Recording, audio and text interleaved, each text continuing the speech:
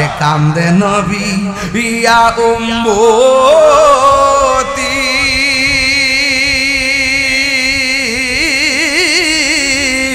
আমার উম্মতের কি হবে গতি গো ওরে উম্মতের জান্নাত দিয়া শান্তি দাও হাবিবের প্রাণ রোজ হাসরে বসবে আমার নূর নবীজির শান রোজ হাসরে বসবে আমার নূর নবীজির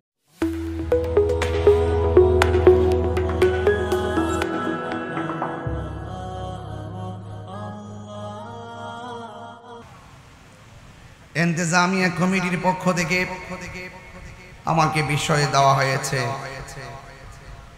হাসরের ময়দানে প্রত্যেক নবীগণ নিজেরা নিজেরা কি উপস্থাপন করে আল্লাহর কাছে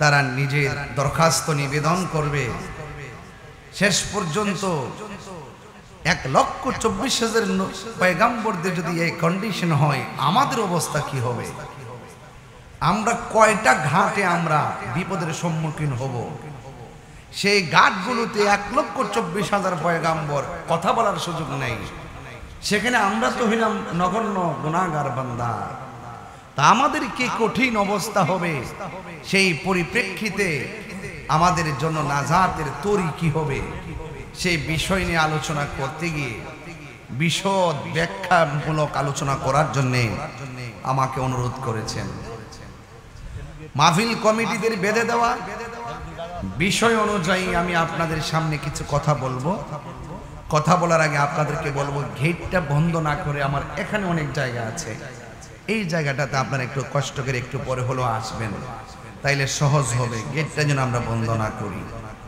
তো যাই হোক আপনারা আমার সঙ্গে একটু আওয়াজ করবেন বলুন হায়াতের মালিককে এই যে আল্লাহকে ডাক দিয়েছি ডাকটা দেওয়ার ক্ষমতা কে দিয়েছেন এমন অনেক লোক আছে দেখবেন গিয়ে জিজ্ঞেস করবেন পড়ো আল্লাহ আল্লাহ মুখ দিয়ে আওয়াজ আসে না বন্ধ হয়ে গেছে তো আল্লাহকে আল্লাহ বলে ডাক দিতে পারাটা শুদ্ধভাবে ঈমানের সাথে ডাক দিতে পারাটাও একটা সৌভাগ্যের ব্যাপার আল্লাহর রহমতের ব্যাপার ঠিক কিনা বলেন আজকে জাকির শেখ তার আব্বার স্মৃতিচারণ করলেন জিন্দা অবস্থায় আমরা তো স্মৃতিচারণ করি বাবা চলে গেলে যেই সন্তান জীবিত থাকা অবস্থায় বাবার ভালোবাসায় সিক্ত হয়ে স্মৃতিচারণ করে এটা অনেক সৌভাগ্যের ব্যাপার আজকে এখানে অনেকগুলা কবর খনন করছেন আমার জীবন আমি 22 বছর ওয়াজ করি কিন্তু আমার জীবনে এই প্রথম দেখলাম আজকের মাহফিলে যে কবর খননকারীদেরকে স্টেজে তুললাই না এদেরকে সম্মান দেওয়া এটা আমার কলিজাটা বইরা গেছে আর আমরা তো মারা গেলে প্রশংসা করি আমরা তো মারা গেলে বলি এই লোকটা এই করছে সেই করছে কিন্তু আমার জাকির সে যে এই লোকগুলোর আইন আপনাদেরকে পরিচয় করাইলো অনেক লোকের মনে হয়ে গেছে রে আরে এই লোকটি তো আমার বাপের কবরটা খনন করছে অনেকের মনে হয়ে গেছে আরে এই লোকগুলোই তো আমার মারে কবর খনন করছে আমার ভাইরা এই জন্য এই মানুষগুলোর সমাজের শ্রেষ্ঠ সন্তান আমি বলি নাই আল্লাহ বলতেছেন আমি বলি নাই আমার নবী বলতেছেন আমি এখন যে কথাগুলো বলবো এই কথাগুলো আমার 22 বছরে প্রথম বলতেছি কারণ কবর খননকারী স্টেজে কখনো আসে নাই ওরা কখনো পুরস্কার আমার হাত থেকে গ্রহণ করে নাই যেহেতু আমার হাত থেকে গ্রহণ করেছে আমি তাদের ব্যাপারে কিছু কথা বলে আপনাদেরকে উৎসাহ দিয়ে যাব যেন এদের পাশাপাশি আপনারাও যেন তাদের পাশে দাঁড়ান আজকের কথাগুলো শুনলে আপনারাও কবর খনন করার জন্য পাগল হয়ে যাবেন সুবহানাল্লাহ বলেন না আরো বড় করে কোন সুবহানাল্লাহ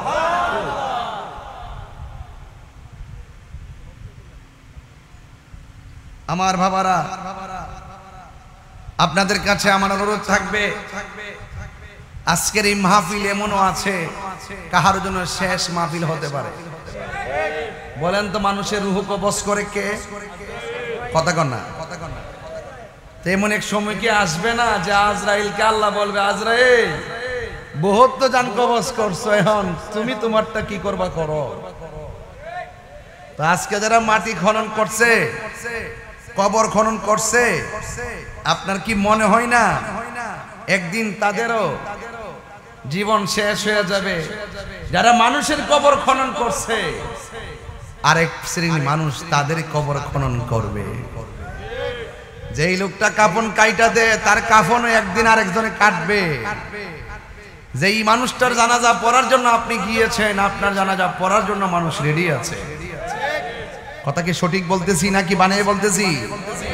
আল্লাহ পাক কোরআনে বলছেন কি জানেন? আল্লাহ রাব্বুল আলামিন কোরআনে বলছেন, তোমরা ভালো কাজে প্রতিযোগিতা করো, ভালো কাজে একজন আরেকজনকে সহযোগিতা করো। কবর খনন করা এটা কি ভালো কাজ না খারাপ কাজ? তাইলে আজকে আমি সাতজন লোকের হাতে, সাতজন কবর খননকারীর হাতে আমি পুরস্কার দিয়েছি। তারা যখন পুরস্কারটা আমার কাছ থেকে গ্রহণ করতেছিল, আপনারা খেয়াল করছেন কিনা জানি না, একজনের মুখেও কিন্তু হাসি নাই। আমার কাছ থেকে নেওয়ার সময় তাদের চোখের পানিগুলা ছল ছল করেছে। আল্লাহু আকবার বলবেন না?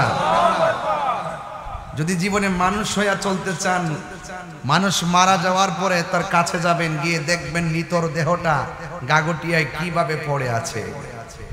গোসলখানায় দিতে গেলে গোসলখানায় গিয়ে দেখবেন তার নিতর দেহটা কিভাবে পড়ে আছে।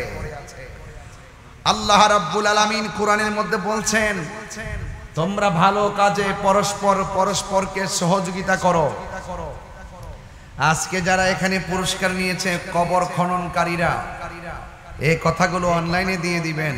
কবর খনন করলে কি হয়, লাশের গোসল দিলে কি হয়, এবং কবরে দাফন করলে কি হয়, কাফনের কাপড় কাইটটা গায়ে পরাইলে কি হয়, এই ঘাটগুলো আমাদের আজকে জানতে হবে। আল্লাহ রাব্বুল আলামিনের হাবিব বলেন, রাত্র বেশি হয়ে যাওয়ায় আমি আর কথা বলবো না, ডাইরেক্ট আমি আলোচনায় ঢুকে গেছি। আল্লাহ রাব্বুল আলামিনের হাবিব বলেন, যারা মানুষ মারা যাওয়ার পরে যারা মানুষকে সুন্দর করে গোসল দিবে, গোসল দেওয়ার সময় তার হাত ধৌত করাবে, তার পা ধৌত করাবে, অল বডিটা ধৌত করাবে, তাকে উযু করাবে, খিলাইল করাবে, আর তার পেটের মধ্যে চাপ দিয়ে পায়খানা বের হলে ওই পায়খানাগুলো টিস্যু দিয়ে পরিষ্কার করে দিবে। ঠিক এমন ভাবে যারা মায়ার সঙ্গে লাশকে গোসল করাবে। আপনারা জানেন, মানুষ মারা যাওয়ার পরে লাশের মধ্যে অনেক ত্রুটি থাকতে পারে, থাকতে পারে না? অনেক ত্রুটি থাকতে পারে, দোষ থাকতে পারে। খবরদার, গোসল করাইয়া তার দোষগুলো কোনোদিন মানুষের সামনে বলবেন না। এই দোষগুলো আপনি গোপন রাখবেন।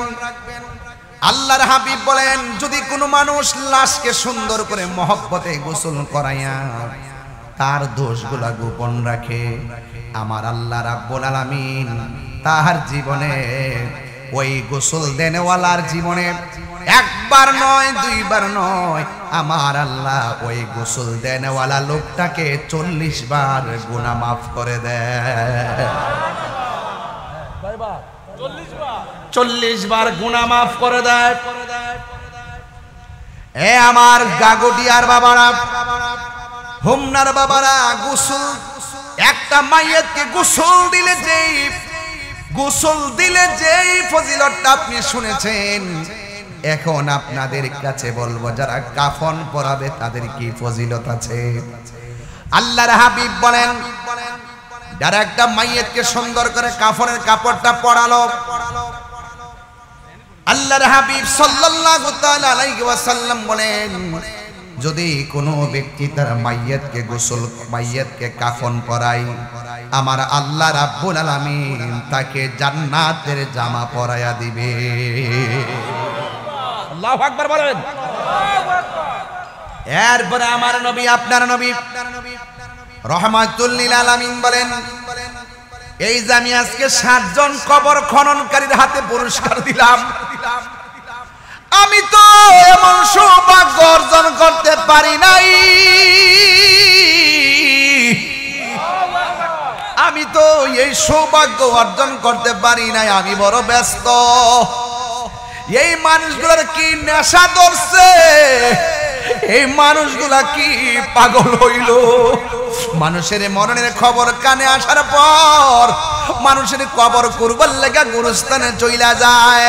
ও বন্ধু রে, ও বন্ধু, আমার নবী আপনার নবী বলেন, যেই সমস্ত মানুষ কবর খনন করবে, আবার কবর খনন করার পরে সুন্দর করে লাশটাকে দাফন করে দিবে। ও বন্ধু রে, ও যুবকের দল, আমার নবী আপনার নবী বলেন, এই কবর খননকারী আর লাশটাকে সুন্দর করে দাফনকারী গোলা আমার আল্লাহ রাব্বুল আলামিন তাদের জন্য জান্নাতে একটা বাড়ি বানায়া দিবে। আল্লাহু আকবার। কর না কেন? তাহলে এই নিয়ামতের কাজে অংশগ্রহণ দরকার আছে না নাই? আরো জোরে বলেন, আছে না নাই? তাহলে আমার জাকির এই সমস্ত 60টা লোকের হাতের মধ্যে পুরস্কার দিয়েছে, এই পুরস্কারটার নাম মহব্বত। এই মহব্বতওয়ালা মানুষের দাম আল্লাহর কাছে অনেক বেশি হয়ে যাবে। এদের জন্য আমার আল্লাহ জান্নাতের বাড়ি রেডি করতেছে, এদের জন্য আমার আল্লাহ জান্নাতের জামা রেডি করতেছে। এদের গুনাহ মাফ করার জন্য আমার আল্লাহ 40 বার গুনাহ মাফ করে দেওয়ার ওয়াদা করেছে। তাইলে গোসল দেওয়ানোর সময় যদি আপনি পানিটা আগায়া দেন, লস হবে। আমার 22 বছরের ওয়াজের ইতিহাসে আজকে প্রথম ওয়াজটা করলাম, কারণ এই প্রসঙ্গ তৈরি হয় নাই দেখে আমি ওয়াজটা করি নাই। আজকে আমি প্রথম, আমার হাতে এটা কেস আসছে, আমি বিবরণ দিয়েছি। মারহাবা, জোরে কর। তাইলে এই জন্য একটা মানুষ যখন মারা যাবে তার গোসল করাইলে কি লাভ না লস? কাফনের কাপড়টা কাটার সময় ডাইনে বামে ধরলে কি লাভ না লস? কবরের পারে কবর করলে কি লাভ না লস? কবরের মধ্যে মাটি দেওয়ার সময় মাটি দিলে কি লাভ না লস? এই জন্য যুবক অনুরোধ করে বলে দিয়ে যায়, ওই একটা মুষ্টি মাটি দিয়া বলুন কবরে যায় শরীক হবেন, একটা কোদাল কূপ দিতে যায় শরীক হবেন, একটা লোটা পানি দেওয়া শরীক হবেন। কেন জানেননি? আমাকে আপনাকে আমার আল্লাহ সৃষ্টি করেছেন।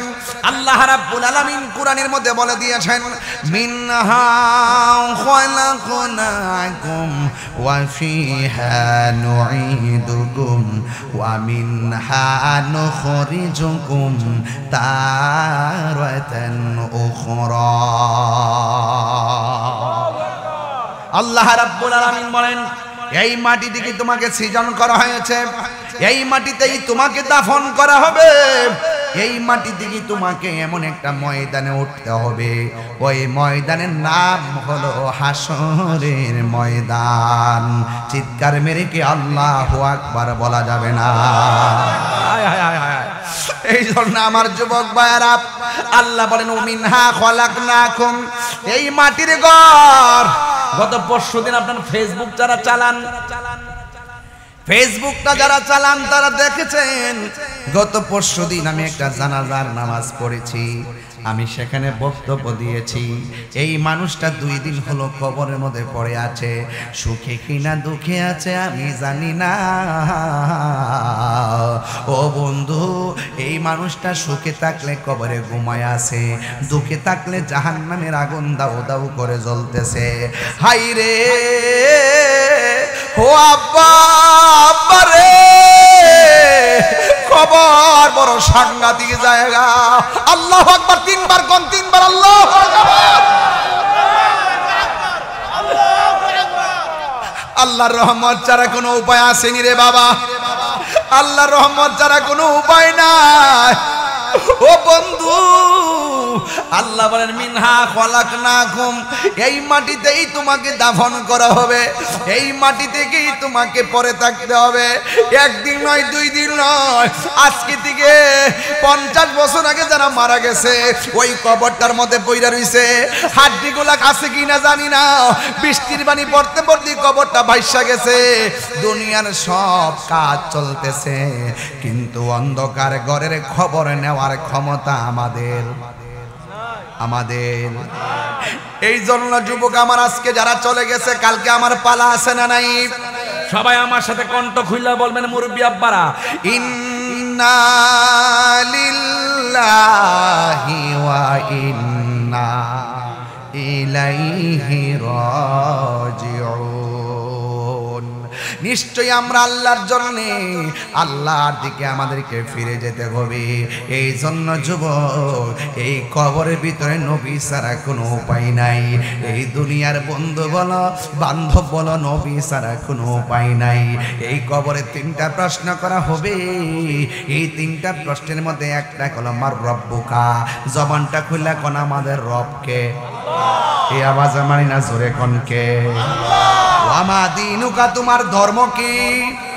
আরো জোরে বলেন কি?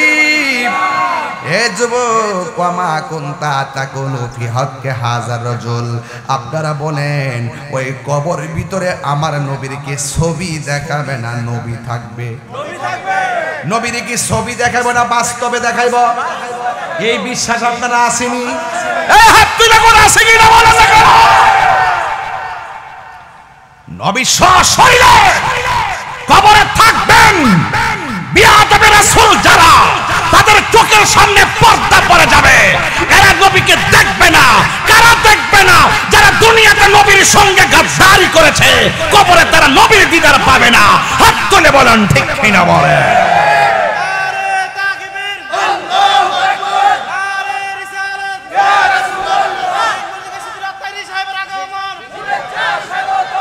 আল্লাহু আকবার। খুশি আল্লাহু আকবার বলেন না কেন? তাইলে কবরে গিয়ে শান্তি পাইতে গেলে দুনিয়ায় থাকা অবস্থায় নামাজের দরকার আছে না নাই? কবরে শান্তি পাইতে গেলে দুনিয়ায় থাকা অবস্থায় রোজার দরকার আছে না নাই? কবরে শান্তি পাইতে গেলে দুনিয়া থাইকা মা বাবার খেদমত দরকার আছে না নাই? কবরে শান্তি পাইতে গেলে দুনিয়ার মধ্যে থাইকা ভালো কাজের দরকার আছে না নাই? এই জন্য আমার যুবক ভাইরা, মরার পরে দেখেন কেউ আপনার আপন হবে না। একমাত্র যিনি আপনার কবরে বাতি হয়ে আসবেন, তিনি হলো সোনার মদিনাওয়ালা। পাইলে নিরা লাই গো নবী, পাইলে নিরালাই, পাইলে নিরালাই গো নবী, পাইলে নিরালাই। আরে দুই কদমে চমকাবো, দুই বাউ চরণে ধুলি মাখে ভোগাই, পাইলে নিরা লাই গো নবী, পাইলে নিরালাই, পাইলে নিরা লাই গো নবী, পাইলে নিরালাই। আমার নবী নূরের নবী, আমার নবী জিন্দা নবী, আমার নবী, আমার নবী জিন্দা নবী। দয়া করে থাই গো নবী, নিদানের বেলায় বলো না, দয়া করে নিদানের বেলায়, পাইলে নিরালাই গো নবী, পাইলে নিরালাই, পাইলে নিরালাই গো নবী, পাইলে নিরালাই। দুই কদমে চমকাবো, চরণে দুলি মাখে বগাই, পাইলে নিরালাই গো নবী, পাইলে নিরালাই। কঠিন হাস, আমার ওয়াজের বিষয় বলছি, এই ওয়াজের বিষয় ঢুকে যেতেছি, কষ্ট হবে আপনাদের? আরে কঠিন হাসরের দিনে কে ধরাবে নবী বিনে, কঠিন হাসরের দিনে কে ধরাবে নবী বিনে। ওরে দয়া করে থাই গো নবী, হাসরের বেলায় বলো না, দয়া হাসরের বেলায়, পাইলে নিরালাই গো নবী, পাইলে নিরালাই, পাইলে নিরালাই গো নবী, পাইলে নিরালাই। দুই কদমে দুই কদমে চমকাবো চরণ ধুলি মাখেব গাই পাইলে নিরালাই গো নবী পাইলে নিরালাই পাইলে নিরালাই গো নবী পাইলে নিরালাই একটা জবানও বন্ধ রাখবেন না মহব্বতে মায়ার সুরে বলুন সুবহানাল্লাহ আমাদের আসল ঘরের নাম কি বিল্ডিং না কবর হায় হায় হায় হায় হায় হায় এই কবর আসল জায়গা এই কবর কাহার জন্য জাহান্নামের গর্ত আবার কাহার জন্য ফুলের বাগান জান্নাতের বাগান এই কবর এমন একটা জায়গা যদি কবরটা ভালো না হয় তাইলে মনে রাখবেন আপনার মতন কপাল পোড়া আর কেউ নাই কথা কন না কেন গুরুস্থানে গিয়ে আড্ডা মাইরা শুনেন তো দেখি কবর আযাবের আওয়াজ কি শোনা যায় যে যাই সে বুঝে কবরে কেমন কি অবস্থায় আছে একদিন নয় দুই দিন নয় লক্ষ লক্ষ কোটি কোটি বছর পর কিয়ামতের আওয়াজ যেদিন হয়ে যাবে আল্লাহু আকবার কোন না কেন কিয়ামতের আওয়াজ হয়ে যাবে যে সেই ফেরেশতা সিংহাটা ফু দিবে জবানটা খুলে কোন সেই ফেরেশতার নাম কি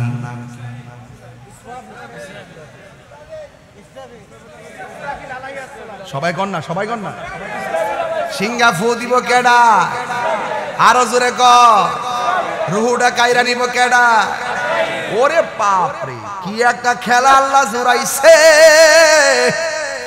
সিংহাটা ফু দিলে কি হইব জানেননি বন্ধুরে হালকা একটা ভূমিকম্প আসলে মানুষ লাফায় লাফায় ঘর থেকে বাইরে যায় আর যখন ইসরাঈল আলাইহিস সালাম ফু মাইরা দিবে মানুষগুলো পাগলের মতন ছুটে ছুটে এলোমেলো হয়ে যাবে পূর্ব দিকের সূর্য পশ্চিম দিকে উঠবে অযুবকের দল আসমানের যে তারকাগুলা খুলে খুলে পড়ে যাবে নদীর মধ্যে সুনামি উঠবে আবার আকাশের মধ্যে পাহাড়গুলা তুলার মতন উড়ে যাবে এই তুলার মতো উড়ে যাবে বড় বড় পাহাড়গুলা তুলার মতো উড়ে যাবে তখন জমিনটা নাচানাচি শুরু করে দিবে তখন মানুষ বলবে ওয়াকালাল ইনসানু মালাহা কি হইল আসমানটা কেন ভাঙতেছে জমিনটা কেন নাচতেছে পাহাড়গুলা কেন উঠতেছে আমার নবী আপনার নবী বলেন ওই দিন কেমন কাঁপাকাঁপি হইব জানোনি সেই দিন কোন মহিলার পেটের মধ্যে 7 মাসের বাচ্চা থাকবো কাঁপাকাঁপির কারণে 7 মাসের বাচ্চা ডেলিভারি হইয়া মাটিতে পড়ে যাবে 3 মাসের বাচ্চা কাঁপাকাঁপির কারণে ডেলিভারি হইয়া জমিনে পড়ে যাবে নিচ দিয়া রক্ত ঝরব আর মানুষ কইব ওয়াকালাল ইনসানু মালাহা কি হইল ইযা সামাউ ফাতরাত আসমানটা ছিদ্র হইয়া গেল কেন জমিনটা কাঁপে কেন পাহাড়গুলা তুলার মতো উড়ে কেন তখন আল্লাহ কইব বান্দারে জানোস না কি রে উড়ে জানোস নি আমি আল্লাহ তো আগেই বলে দিয়েছি কুল্লু মান আলাইহা ফান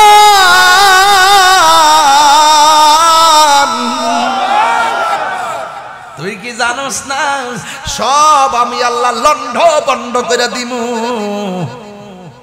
একমাত্র একজন ছিলেন আছেন থাকবেন তিনি কে আর জোরে বলেন না তিনি কে বন্ধু ইসরাফিল আলাইহিস সালাম সিংহাফা ডেলিভারি হইয়া বাচ্চা পড়ে যাবে নিচ দিয়ে রক্ত ঝরবে কি মনে করতেন কি ঝাঁকুনিটা মারবে সময়টা থাকবে মাগরিবের টাইম এমন একটা ফু মারবে সব ধ্বংস হয়ে যাবে গাছপালাগুলা অটোমেটিক মাটির মধ্যে বিছাইয়া যাবে গাছের উপরে 40 হাত পানি গড়ের উপরে 40 হাত পানি মানুষ চোখের পলকে নদীর মধ্যে ভেসে যাবে ইন দি মিন টাইমে ইসরাফিল আলাইহিস সালাম যখন সিংহা ফু দিবে সব মানুষ লন্ড বন্ড হইয়া একদম পৃথিবী ছেড়ে বিদায় হয়ে যাবে।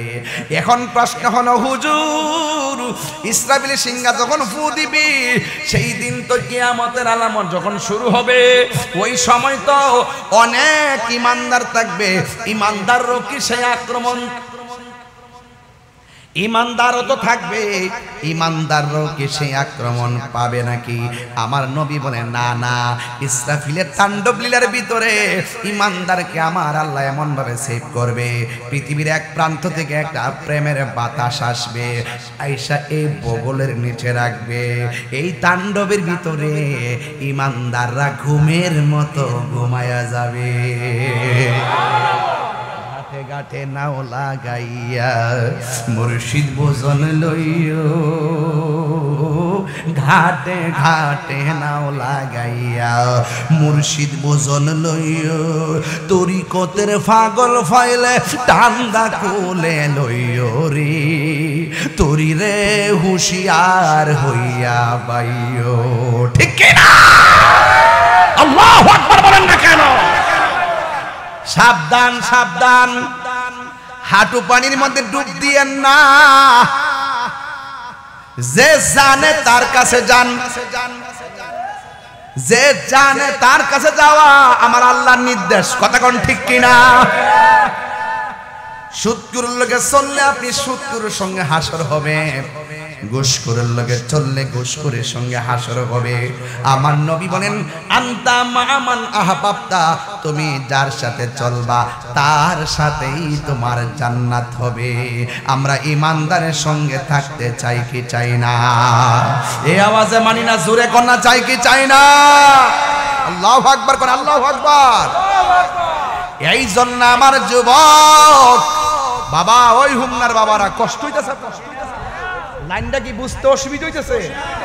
আমি যদি এখান থেকে ওয়াজ না ধরি তাহলে কইবেন যে মাঝখানটা শুরু করছি। আমি গোড়ার দিকে ধইরে আস্তে আস্তে যাইতেছি যেন 1 থেকে 100 হয়। কথা কোনা গেলে জীবন থেকে শুরু করছি কবর, কবর থেকে হাসর, কিয়ামত, কিয়ামতের পরে হাসর, হুট করে মাঝখানটা ধরলে চলবো? ওয়াজ বুঝছেন তো ইনশাআল্লাহ? তাইলে আপনারা বলেন কবর কি আসল ঘর না নকল ঘর? আরো বড় করে আসল ঘর না নকল ঘর? একদিন নয়, 2 দিন নয়, আমার আল্লাহ বলেন যত বছরই কবরে থাকুক, ইসরাফিল আলাইহিস সালাম যখন সিংহা ফু দিবে ওই সময় মানুষগুলা সব লন্ডভন্ড হয়ে যাবে, এই পৃথিবীটা একদম স্তব্ধ হয়ে যাবে। এতদিন পাখির কুচকে আওয়াজ ছিল, এখন পাখির আওয়াজ নাই। এতদিন দুনিয়ার আওয়াজ ছিল, কোনো দুনিয়ার আওয়াজ নাই। এতদিন মানুষের কোলাহল ছিল, কোনো কোলাহল নাই, সব নীরব হয়ে যাবে। কয়েক হাজার বছর আমার আল্লাহ এমন ভাবে নীরব বানায় ফালায় রাখবে। এরপরে আমার আল্লাহ একটা মাঠ বানাবে, ওই মাঠের সময় কোনো পানি থাকবে না। এখন বলেন হুজুর মাঠটাকে আসমানে বানাইব না জমিনে? ও হুমনার বাবারা অনেকে জানেন না, অনেকে মনে করেন এই হাসরের মাঠটা বুঝি হাসরের ময়দানে আর আসমানের উপরে বানাবে। আমি বলি না না, হাসরের মাঠটা আসমানের উপরে হবে না। ও হুজুর কেন হবে না? আপনি তো একটু আগে ওয়াজ করে গেলাম, ইজা সামাউন ফাতারাত কুল্লু মান আলাইহা ফান, আসমান একটা সৃষ্টি, আল্লাযী খালাকা সাবআ সামাওয়াতিন তিবাকা, আল্লাহ যে 7টা স্তরে আসমান বানাইছে, এই 7টা আসমান কিয়ামতের সময় ভাঙ্গা পইরা যাইব। তাহলে আসমানের উপরে হাসরের মাঠ হইবে, তানে আপনারে কইছে গাড়া। এখন প্রশ্ন হলো দলিলে কোথায় আছে? দলিলের মধ্যে আছে গো আমার আল্লাহ 50,000 বছর পরে যে মাঠটা বানাইব, এই মাঠটা হবে শাম দেশে। জোরে জোরে কি সুবহানাল্লাহ বলা যাবে না? আল্লাহু আকবার কোন কেন? কোথায় হবে? দেখছেন ইতিহাস কথা বলে, শাম সিরিয়াতে হবে। এই জন্য আমার নবী শাম দেশের জন্য দোয়া করছেন, কিন্তু নজদে এই জন্য ওই জায়গার মধ্যে মাঠটা আল্লাহ বানাইব। ওই মাঠটা বানাবে, দুনিয়ার মাঠ মাটি দিয়া বানায়, আর আমাদের দেশে ঈদগাহ কিন্তু অনেক জায়গায় পাকা করে, কিন্তু আমার আল্লাহ যে এই মাঠটা বানাবে, ওই মাঠটা বানাবে তামা দিয়া, তামা দিয়া বানাবে, তামা দিয়া বানাবে, তামা দিয়া বানাবে, তামা দিয়া বানাবে, তামা দিয়া বানাইবো। শুনলেই তো মনটা কাঁদে মাত্র একটা বডির সুরমার কাঠিটা যত বড় এই পরিমাণ উপরে মানুষের মাথার উপরে সূর্যটা থাকবে আরে সূর্যের তাপটা যখন তামার মধ্যে লাগবো আরেকটা সূর্য হয়ে যাইব উপরেও গরম নিচেও গরম কেমনে সহ্য করমু কেমনে হাসরের ময়দানে থাকমু আমার নবী কয় উম্মত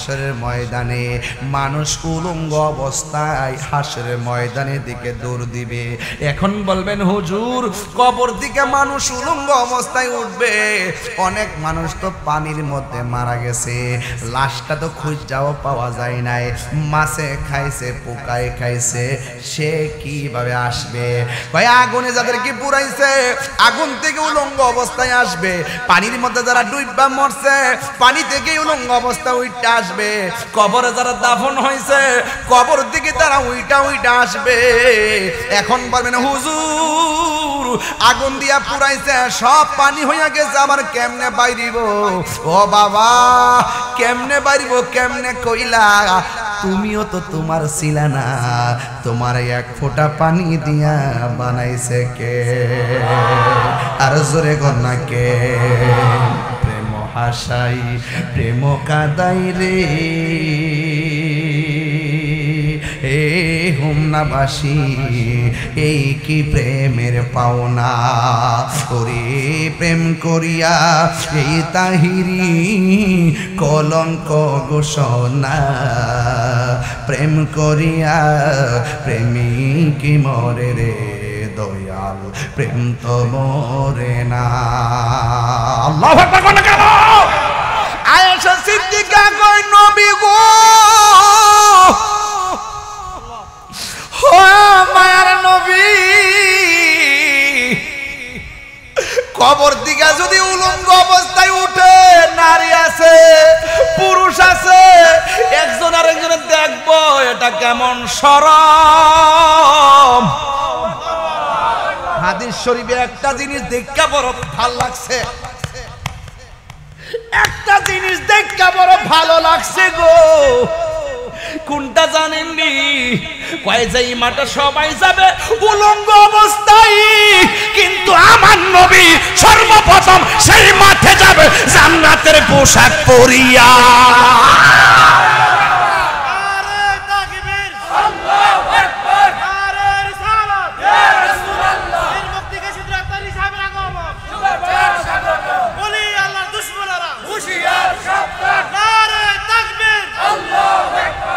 আল্লাহ দিয়েছে নবীকে সম্মান সুবহানাল্লাহ কোন নাকি লেগে আমার ছেলেগুলা কোথায় আছো আজকে আমার যুবকগুলা কোথায় আছো তোমরা একটু আওয়াজ করে দুই হাত ছুতা করেন না আজকে মুরব্বিদের আওয়াজ বেশি শোনা যায় পোলাপানদের আওয়াজ কম শোনা যায় আওয়াজ করে বলো আমার নবীর দামান ধরে হাসরের ময়দানে জান্নাতে যাইতে চাই কি চাই না যাইতে চান দুনিয়াতে থাকা অবস্থায় আমার নবীকে ভালোবাসার দরকার আছে না নাই নবীর সম্মান বাড়াইছে কে আল্লাহ দিয়েছে নবীকে সম্মান সবাই আল্লাহ একটু হাত তুলে কর না আল্লাহ দিয়েছে নবীকে সম্মান তোমার হিংসায় হবে কি নবীর সহনে বেয়াদবি করলে নবীর সহনে বেয়াদবি করলে আমল করে হবে কি কোরআন হাদিসে খুলে দেখো নবীর উপরে কেহ নাই নবীর কণ্ঠের চেয়ে কণ্ঠ যদি কারো বেড়ে যায় সব আমল বরবাদ হইবে তোমার আমল করে হবে কি আসল কথা কইতাম নি আর সবাই মিল্লা কোন হাসরের ময়দানে কোন নবী কথা বলতে পারবে না এই 50 মিনিট পরে আমার বিষয়ের মধ্যে আইছে এই এত জাকির তুলে ফাকনা ফুলা এমন বিষয় দিছে যে ফাহে দিয়া কাইটটা জামুকা এই রাস্তা নাই, এই জন্য একেতে শুরু করছি। সংখ্যা কত? 100। সংখ্যা কত? বেলা বাজাই যাইতেই ফাঁকি ফুকি দিয়ে কাট করলে যারা অভিজ্ঞ এরা দৈরালা। কথা কোন ঠিক কিনা? হাসরের ময়দানে কোন নবী কথা বলতে পারবে না, মোর নবী কথা বলিবেন, মোর নবী কথা বলিবেন। বুখারী শরীফে কইলা দেখো না, আল্লাহ দিয়েছে নবীকে সম্মান, আল্লাহ দিয়েছে নবীকে সম্মান। তোমার হিংসা হবে কি? জোরে জোরে কে সুবহানাল্লাহ বলা যাবে না? হাই রে আমার নবীর কাপড় মুবারকটা কি নিউ মার্কেটের? কথা কোন সুপার মার্কেটে? জান্নাত থেকে জামাটা দিছে নবীরে কে? আমার নবী হাসরের ময়দানটা অবজার্ভ করবে, অবজারভেশন। সুবহানাল্লাহ। আমার নবী গাঁটগুলা দেখবে, আগে কইছে গাঁটে গাঁটে নাও লাগাইয়া মুর্শিদ ভজন লইও। আল্লাহু আকবার। কথা কেন? এক বেটা কই নবী বলে সুপারিশ করতে পারতো না, বেটা তোর সাফার দাঁত চালাই দেব। সিনস না তো তাহিরি রে হনান্তাজ না, নবী বলে সুপারিশ করতে পারতো না। ইয়াশফাউ ইয়াউমাল কিয়ামাতি সালাসাতুল আমবিয়াউ সুম্মাল উলামাউ সুম্মা শুহাদা। নবী তো পরের কথা, আলেমরা সুপারিশ করবো। নে বেটা দলিল লইয়া কবর যা। গাগুটি আয়া কি তাহিরি রে নতুন করে সিনাম লাগবো? ওদিন বৃষ্টির মধ্যে নালা দক্ষিণ কি তা কম কইয়া গেছি বেটা। কেমনে নবীর সামনে মুখটা দেখাইবো? আই হাই হাই হাই হাই, আই হাই হাই হাই।